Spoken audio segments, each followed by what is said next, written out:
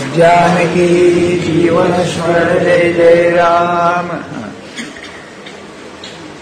असं आहे बघा, आपल्या जीवनामध्ये सगळी जी जीवनाची अंग आहेत ना, म्हणजे एक उदाहरण घ्या, आपण शरीराने वाढतो, अगदी बेसिक म्हणजे मूळ. बरं का, मूळ काय अंग आहे? मी आहे तर सगळं माझं जीवन आहे. तर आपण जीवन वाढताना आपलं, त्याला कालाची मर्यादा आहे. त्याला इंग्लिशमध्ये टाइम बाउंड असं म्हणतात. म्हणजे उदाहरण घ्या की लहान मुलगी आहे आणि तिला मूल व्हायचं आहे, तर ती वयात येईपर्यंत थांबलं पाहिजे. वयात येणं म्हणजे कालाची मर्यादा. बरं का, लक्षात ठेव. हे काय आहे बघा, मी तुम्हाला इंग्रजी शब्द का सांगतो, वेदांतात हेच सांगितलेलं आहे शंकराचार्यांनी. उपनिषदात काय वेदांतात, पण ती भाषा फार जुनी आहे, त्यामुळे ती सांगायला लागलं ना झोपच येईल. वाचताना झोप येते तर मग ऐकणाऱ्या झोप येईलच की हो. आणि गुळगुळीत झालेत ते शब्द सगळे.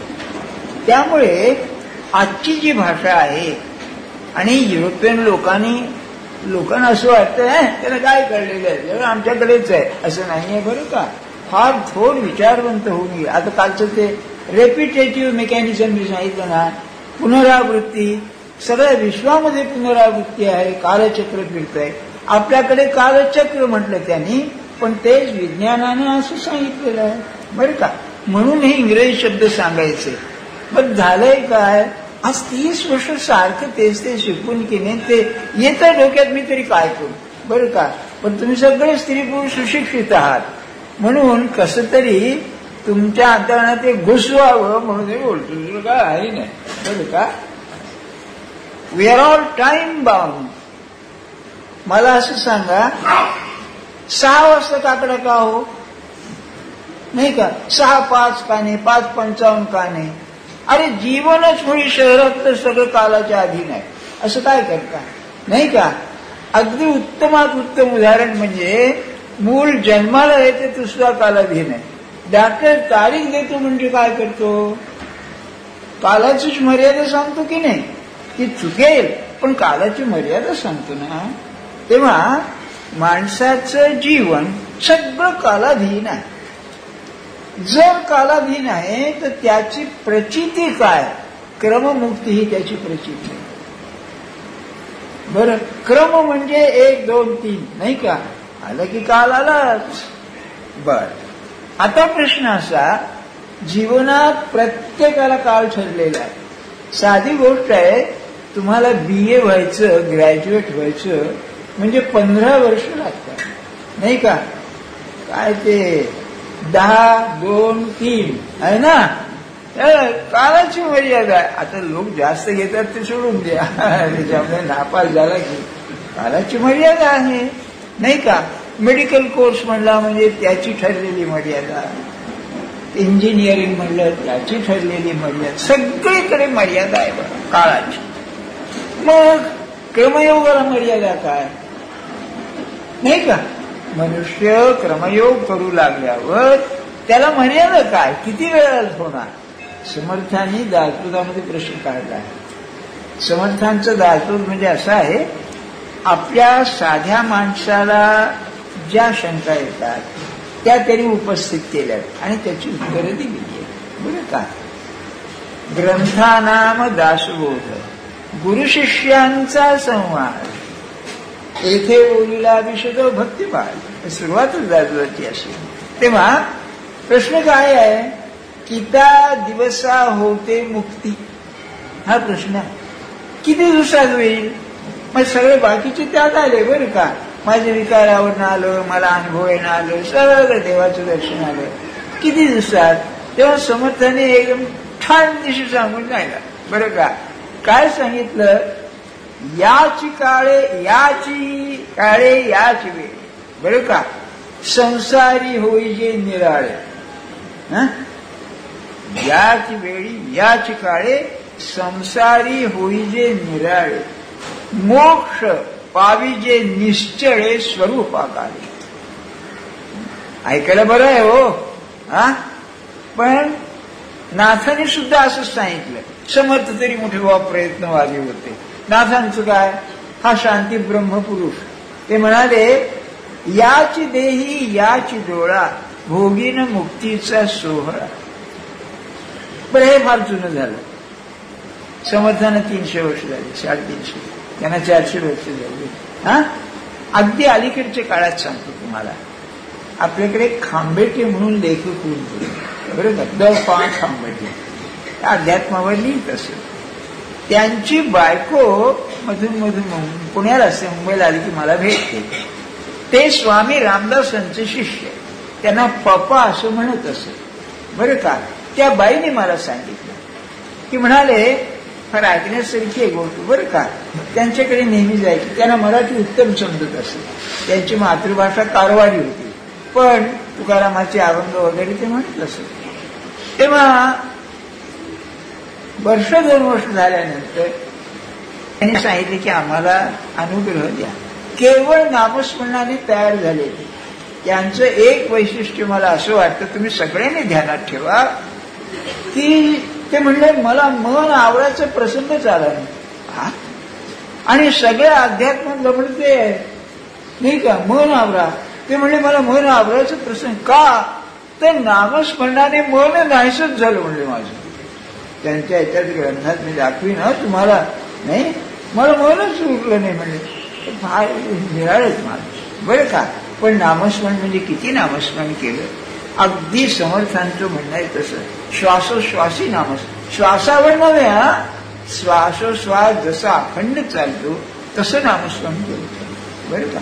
असं तेव्हा त्यांनी यांना अनुग्रह दिला. मुद्दा तिथे अनुग्रह दिला म्हणजे काय केलं की तेच नाम त्यांचं काय आहे, ह्या 13 अक्षरीच मंत्र होता, पण त्यांनी त्याला ओम जोडला. आणखी ओम शे त्यांनी विचारलं हे ओम कशाला. त्यांचं त्यांनी गॉड एक्सपिरियन्स नावाचं पुस्तक आहे, त्याच्यामध्ये त्यांनी सांगितलंय की मला म्हणलं असं वाटलं, शेवटी राम आहे ना, श्रीराम जयराम जय जयराम, त्या रामाला एक हार्मनी पाहिजे सुरुवातीची म्हणून ओम जोडलं, बाकी काही नाही म्हणा. पण हा तारक मंत्र म्हणजे श्रीराम जयराम जय जयराम, बरं का. मुद्दा तो नाहीये. तेव्हा त्यांनी त्यांना म्हणतो ते कानात सांगितला 3 वेळा, आणि ह्या जप करा, बरं का.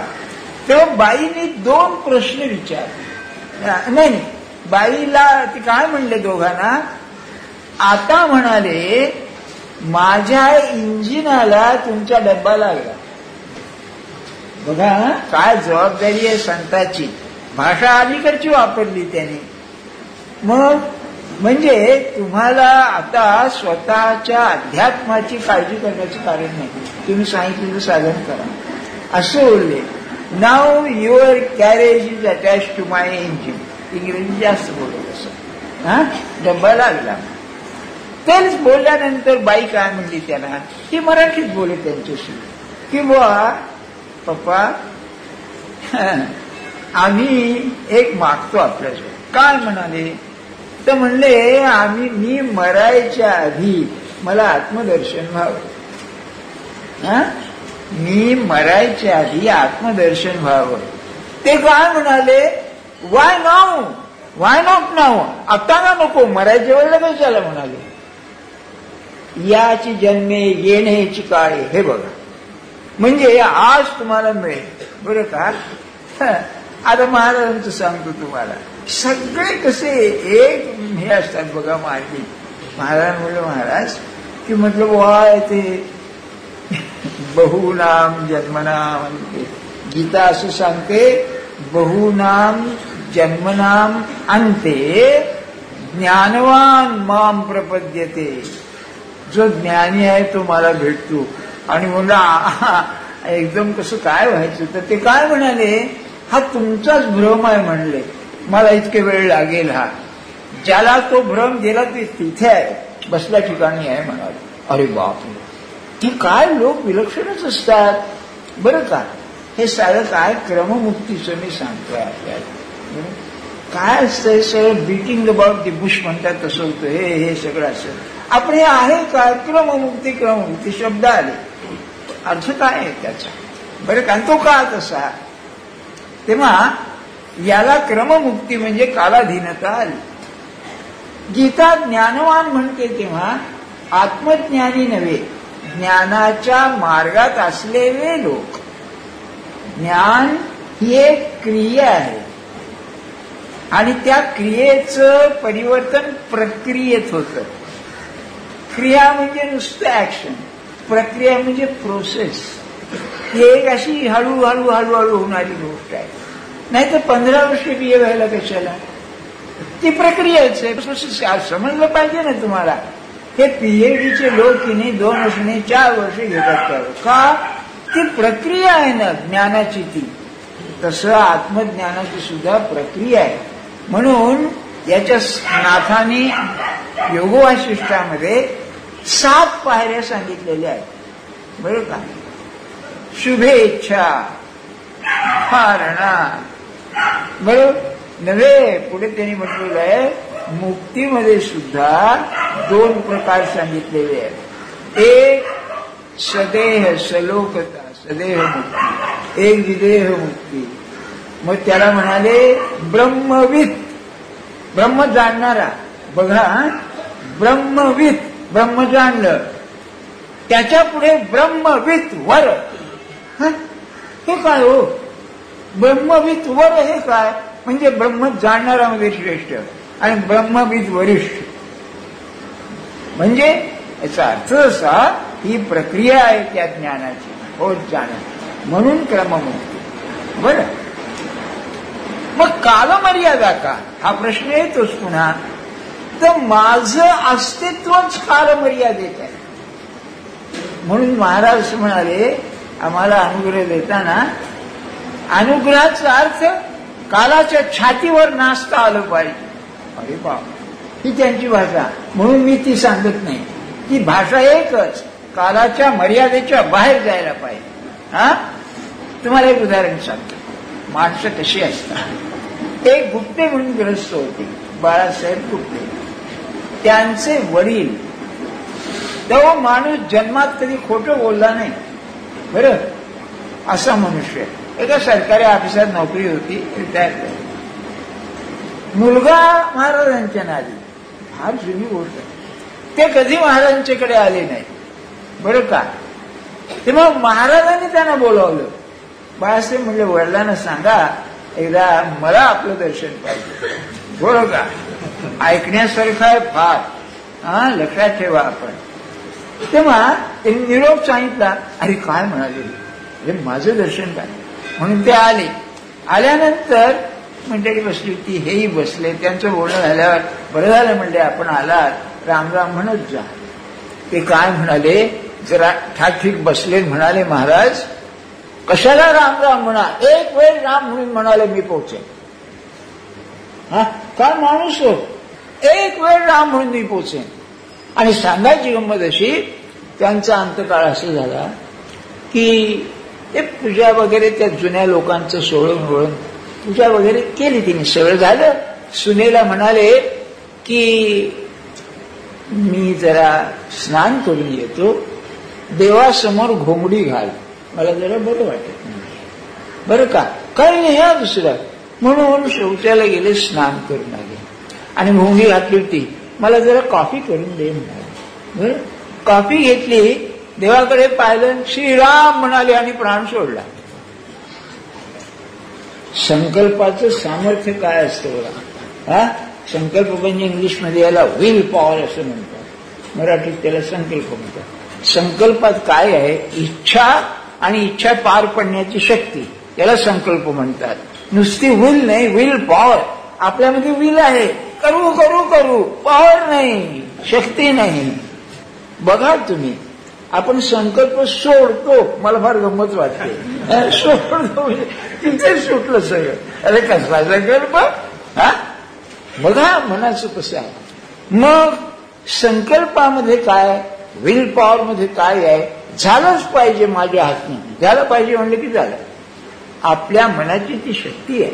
बरं, आता क्रममुक्तीमध्ये काय आड येते? मग क्रम ठरलेला मी सांगितलं. नाथांनी भावार्थ रामायणामध्ये 7 ह्या पायऱ्या सांगितल्या. त्यांनी काय खूबी केली आहे नाथांनी? बरं का? नाथ कवी होते खरे, की सुमंत त्यांचा सारथी, रामाचा सारथी सुमंत. आय थिंक मला वाटतं मी बरोबर सांगतोय तुम्हाला नाव, नाही का? सुमंतच ना? हा, सुमंत सारथी.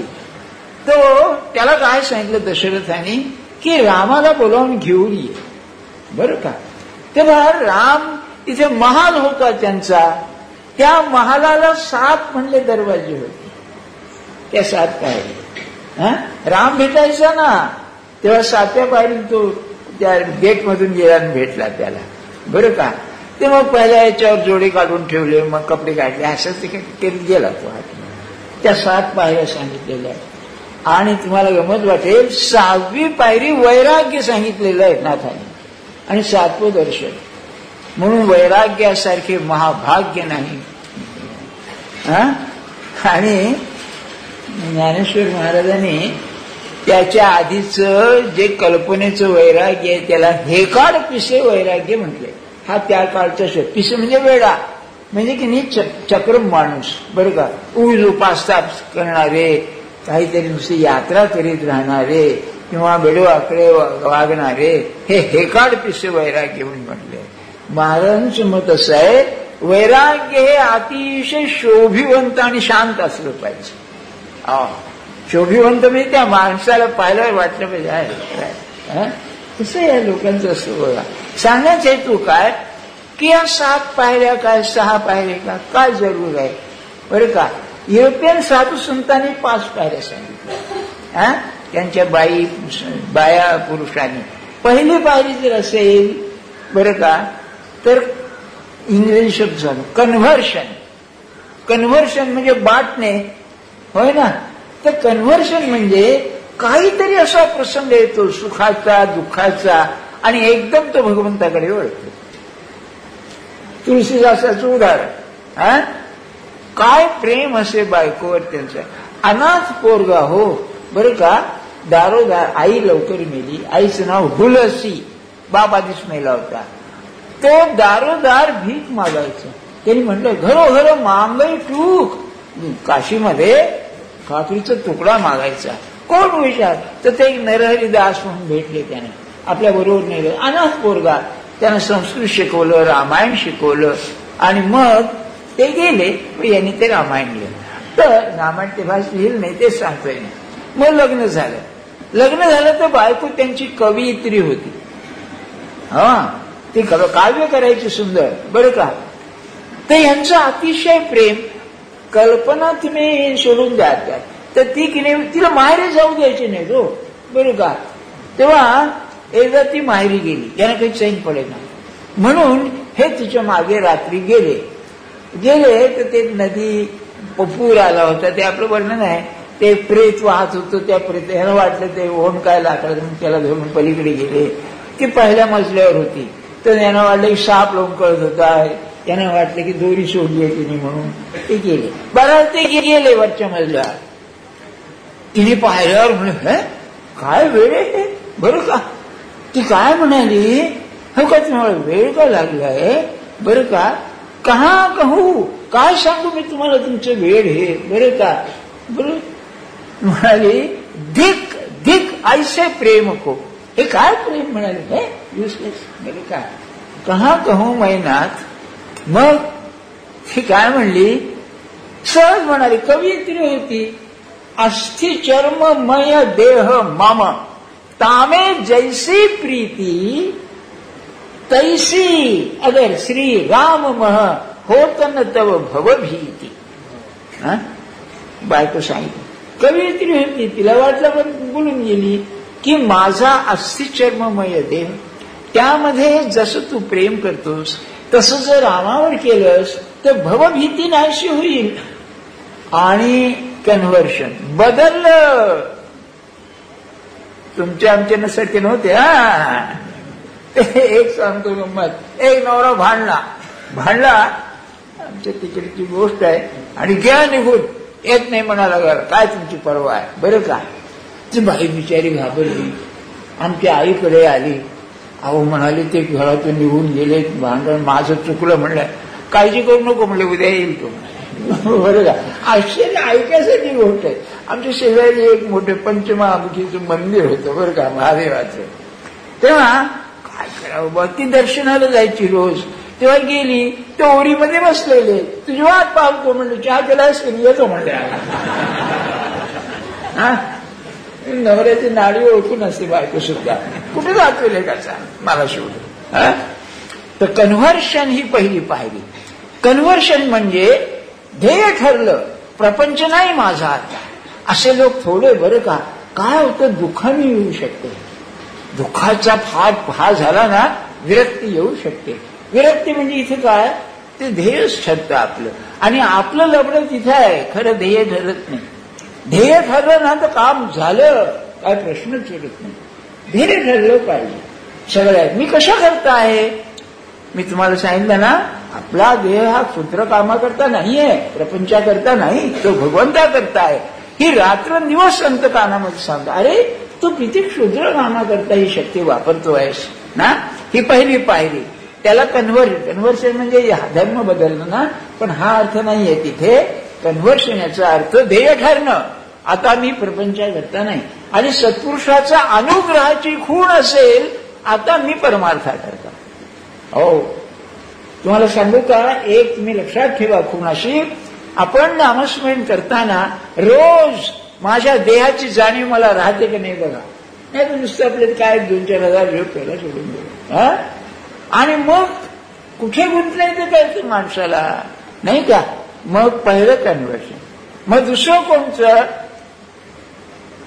ध्येय ठरलं, आता त्यांचं इंग्लिश शब्द अवेकनिंग ऑफ द सेल्फ, जाग होणं.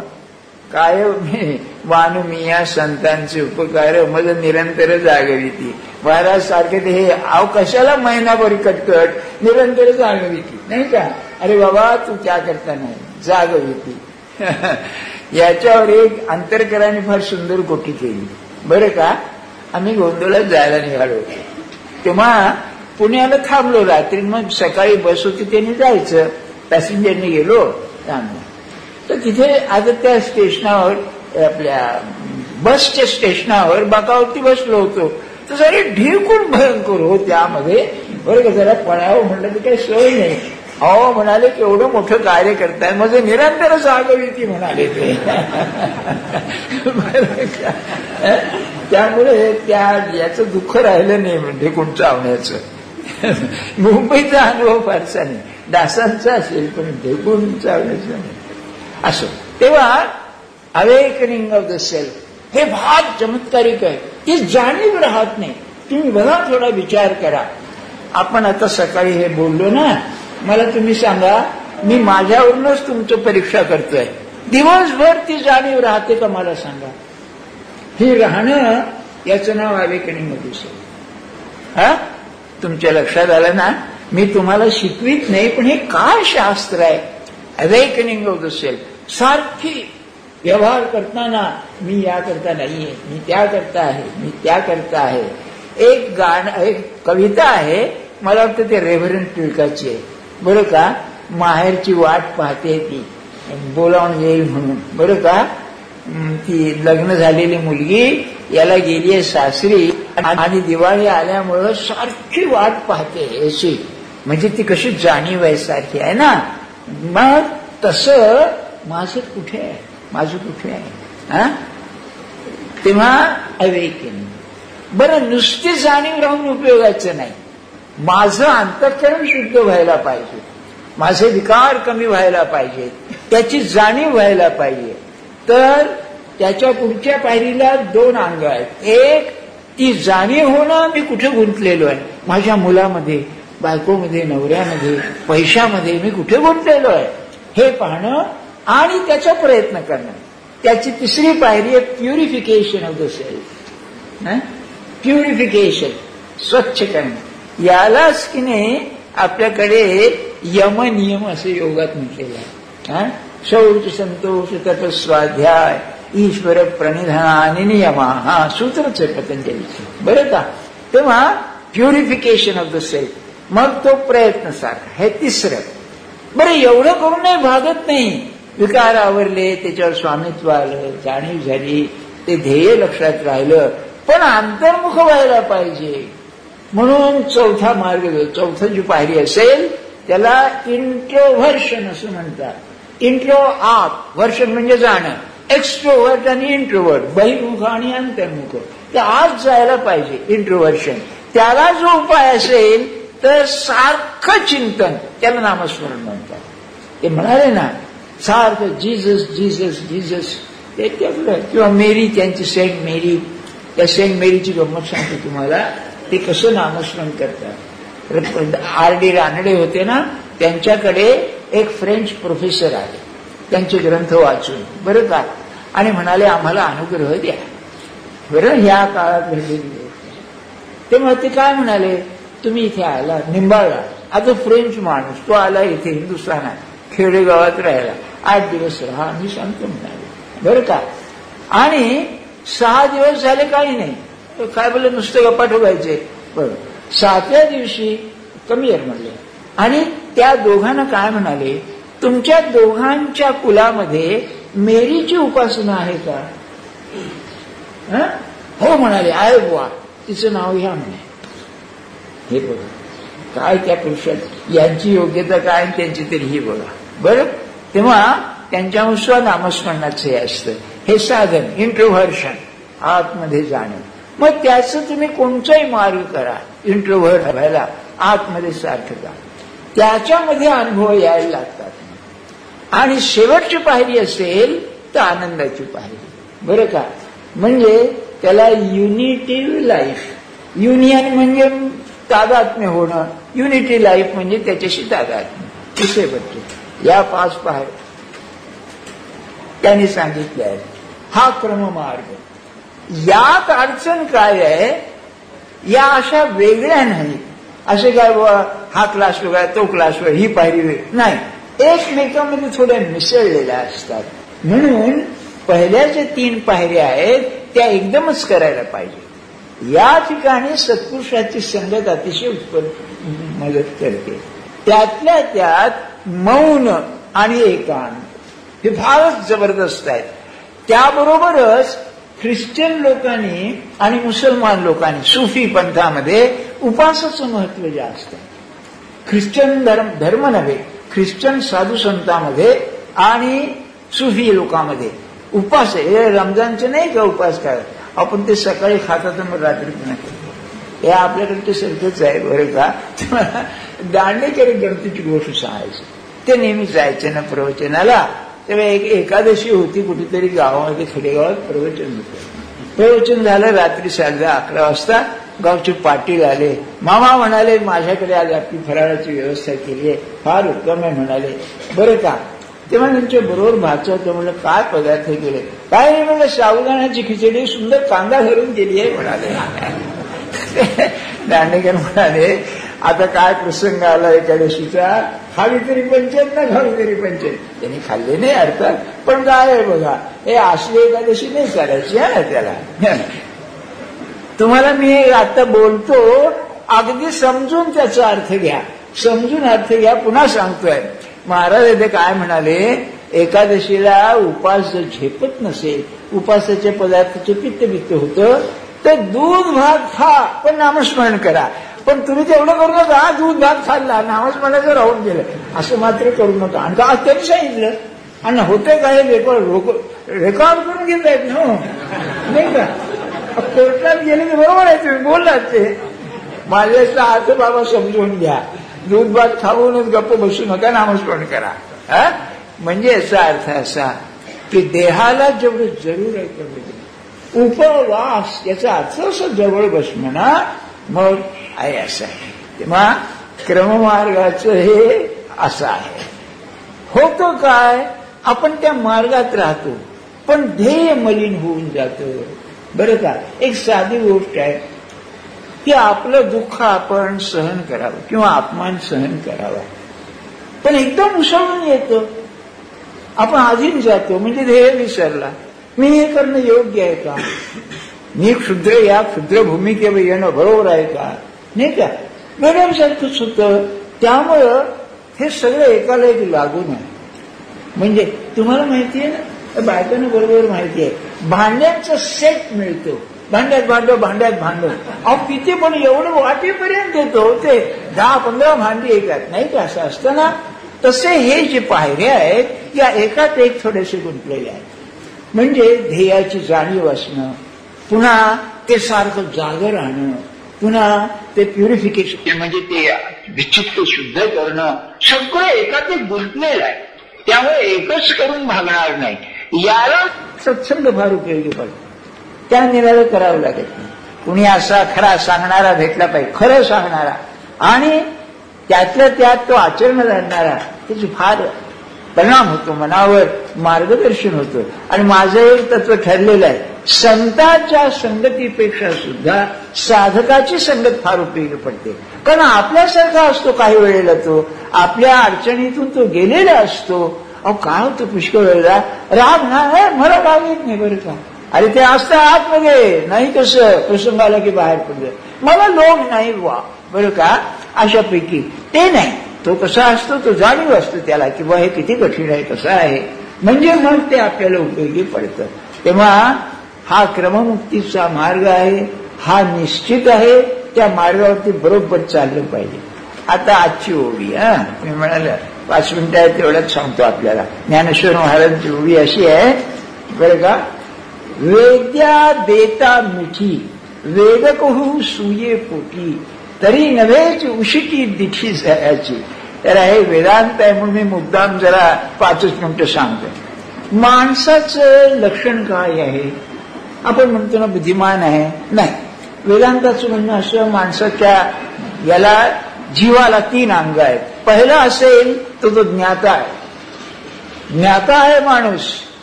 दुसरा असेल तर तो कर्ता आहे, आणि तिसरा असेल तर तो भोगता आहे. ज्ञाता, कर्ता आणि भोगता. बरं, अशी 3 अंग आहेत माणसाच्या जीवनाला. म्हणजे इंग्लिशमध्ये त्याला म्हणतात he is the knower who knows the known. ज्ञाता ज्ञेय जाणतो. तो कर्ता आहे. कर्त्याला इंग्लिशमध्ये डुअर शब्द नाही, ते मराठी इंग्रजीकरण आहे. त्याला एजंट म्हणतात. He is an agent. तो कर्ता आहे. कर्तेपणाचं अतिशय महत्व आहे. कारण ज्ञान सुद्धा कर्तेपणाने मिळवतो, भोगतो कर्तेपणाने भोगतो. कर्ताच गेला ना तर ज्ञान गेलं ना तर भोगते पण सुद्धा गेलं. बरं, तेव्हा तो कर्ता आहे. आणि कर्तेपणाचं महत्व असं आहे त्या परिस्थितीत चैन न पडणं हे कर्त्याचं लक्षण आहे. तुकाराम म्हणाले ना, ठेविले आनंद तैसेची राहावं. अरे फार मोठी गोष्ट आहे, शक्यच नाही साध्या माणसाला. करते पण जाईल तरच ते येईल. बरं, आणि तिसरं भोगते पण म्हणजे माझं सगळं सुख असेल ना तर ते बहिर्मुखतेत आहे, बाहेर आहे. हे करते भोगते पण. ज्ञानेश्वर महाराजांनी 8व्या अध्यायामध्ये खुबी केली आहे. एक दृष्टांत असं दिलाय, एका माणसाने पुष्कळ संपत्ती मिळवली म्हणले, पण भोगायचा जर योग नसेल तरी मिळून उपयोगाचं नाही. आणि मला नेहमी असं वाटतं की हे लोक इतके कोट्याधीश असतात बघा, किती पैसा भोगतात काय नाही का. किती चमत्कार आहे बघा. म्हणजे पैसा करताच मिळवायचा. तुम्ही आणि तसल्यापैकीच वस्तू गोळा करायच्या. अरे पण किती, त्याला काही उपाय आहे का. म्हणून ते रामकृष्णांचं एक मला फार आवडलं, अतिशय आवडलं. ते ध्येय म्हणून ते काय म्हणाले, वस्तू आणली माझ्या ध्येयाला उपयोगी आहे का ते ठेवा, नाही तर नको. हो का हो, आपलं अर्धवेळ खाली होईल की असं झालं तर. बघा कसं आहे, वेड्यासारखं राहू नये बरं का. कपडे लत्ते असू दे की, पण त्याची किंमत ओळखून राहते. कपड्याचं फंक्शन काय की माझ्या शरीराला थंडी पडली तर बा एक गरम कपडा पाहिजे, उन्हाळा असला तर बा असं पाहिजे, पण त्याच्याशिवाय चालत नाही असं नसलं पाहिजे. तुम्हाला एक थोडक्यात गंमत सांगतो आपल्याला. माझ्याकडे एक अमेरिकन डॉक्टर आला बरं का, ॲलन रोड. तुम्ही पाहिला त्या माणसाला, काय बघा जीव माणूस. आणि तो हिंदुस्थानात आला. त्या देशपांडे माझ्याकडे पाठवला आणि म्हणला मला काही मार्ग सांगा. त्याला तो म्हणलं मी जीव आहे, आम्ही साकार देव मानित नाही. तो म्हणलं ओंकाराचं जप कर. आणि तो करायचा ओंकाराचं जप. त्याला ओंकार तेजोमय दिसायला लागला 2 वर्षांनी. काय चिकाटी आहे बघा. त्याची बायको की देवावर विश्वास नाही, मुलं त्यांचा विश्वास नाही. हा न्यूयॉर्कमध्ये त्याचा दवाखाना होता, तिथे 9 वाजता दवाखाना उघडायचा, 8 वाजता जायचा आणि 1 तासभर जप करायचा. बघा कसा आहे बरं का. तर तो आला बसला, ऑक्टोबरचा महिना होता असाच. मी इझी चेअरवर बसलो होतो आणि उकडत तर होतच, माझ्या मागे पंखा होता, टेबल फॅन होता. मी काही नाही, मी आपलं काहीतरी वाचित होतो. तो आला समोर बसला, हुश करू लागला. मला काय म्हणला, पंखा चालत नाहीये का? चालतोय म्हणला. मग तुम्ही का लावला नाही? म्हणलं मग माझ्या ध्यानात नाही. तो काय म्हणाला, तुम्ही लोक फार सुखी आहात, हे ऐकून ठेवा, तुम्ही फार सुखी आहात. कारण म्हणलं आमच्याकडे सोय म्हणजे किती, जरा गैरसोय झाली की चैन पडत नाही. आणि इथे तुम्ही लोक येतो, घाम येतो आणि ते आपलं पंखा ठेवून तसे बसता, ही गंमत. आणि दुसरी एक गोष्ट सांगितली की माझा मुलगा आला आणि बाबा मी कॉलेजला जातो असं म्हणून गेला. तो काय म्हणला, व्हॉट डिड यू से? तो काय म्हणला? म्हणलं काही नाही बुवा, तो कॉलेजला जातो म्हणून गेला. त्याचं वय त्यावेळेला 40 वर्षाचं. तो म्हणाला, तुम्ही हिंदू लोक फार भाग्यवान आहात. आमच्याकडे 17-18 वर्ष झालं मुलाचं मुलीचं की वेगळे, आम्हाला आईबापांना काही किंमतच नाही म्हणाला. तो अजून तुम्हाला विचारतो म्हणजे आश्चर्याची गोष्ट आहे म्हणाला. हे वळण आहे, भगवंताचं वळण आहे. गुरुला सांगून करणं हे त्यातलं मर्म आहे. त्याचं पर्यवसान काय होतं की प्रत्येक गोष्ट गुरुला सांगावी, तो साक्षी आहे, पाहावा आहे म्हणून. बरं का. तर आता पुढचं जे त्याचं अंग आहे ते उद्या सांगेन, आज नको. जानकी जीवन स्मरण जय जय राम.